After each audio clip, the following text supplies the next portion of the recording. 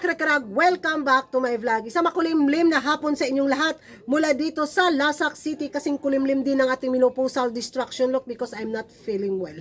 Pero laban para sa ekonomiya, para sa pangkabuhayan showcase, kaya mo to kuragan. At ito na nga ang mga chika ngayon na pinag-uusapan ng mga active na mga chismos at mga chismosa sa social media, na kung saan kapon na vlog ko yung mga pa-iskandalo, kontrobersiya na pa-viral trending na video ng ating pambato sa Miss World 2024, na kung saan doon nga sa Bill Challenge at klinaro na yun ng ating pambato na yun ay joke lang at walang katotohanan na nagbayad siya ng ganun kalaking halaga.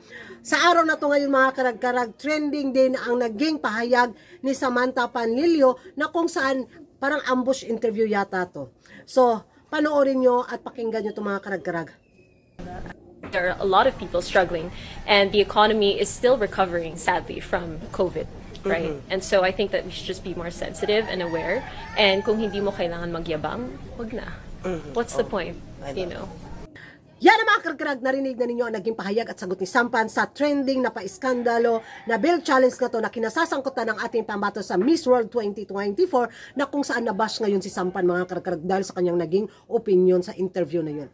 Tinawag pa siyang kontrabida. Tinawag pa siyang killjoy. Tinawag pa siyang walang suporta sa kanyang mga kapwa beauty queen. Sana daw hindi na nagsalita at nagbigay pa ng opinion si, Sampan bitaw. Napasama pa daw tuloy ang ating pambato sa Miss World 2024 at yung mga kaibigan niya. Meron namang ibang side na sumusuporta din sa naging opinion at pahayag ni Sampan, na kung saan sinabi nila, ito daw yung totoong mayaman at may class at hindi ladlad ng kanyang kayamanan sa social media. Hindi daw social climber, hindi daw katulad nung isa. Grabe na gito.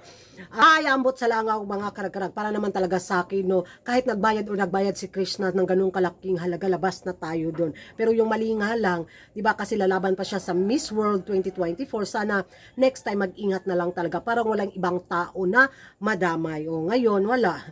Ayun, kasalanan patuloy ni Sampan kung bakit siya nagpalabas ng pahayag na yon. Ambot lang sa langaw, pilay edad sa ok-ok. Comment down below mga karag-karag kung ano yung magiging reaction ninyo. And don't forget to like and subscribe my YouTube channel, Kuragan Karag, ang babaeng lagi na karag-karag. And see you in my next vlog. Bye-bye!